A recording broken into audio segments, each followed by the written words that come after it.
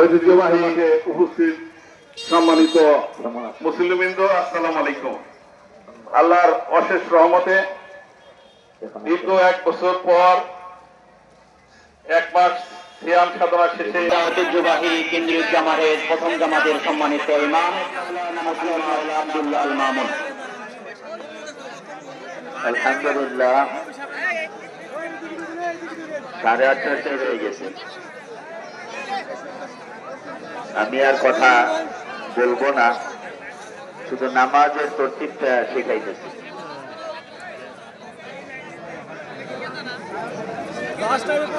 ঈদুল ফিতর 2 রাকাত, এই নামাজ হলো ওয়াজিব নামাজ। এই নামাজ ওয়াজিব নামাজের মধ্যে 6টা তাকবীর দেওয়া হয়।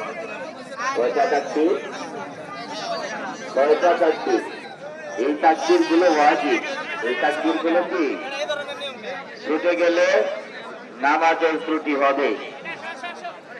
এই জন্য যারা এই নামাজে হাজির থাকবে, উপস্থিত থাকবে, তারা সকলে নিঃশব্দে তাকবীর বলতে হবে। তাকবীর যদি না বলি তাহলে কিন্তু আমার কি হবে না। নামাজ মেহেরবানি করে গেটের আটকে যাইতেছে, উত্তর পাশে চলে আসে।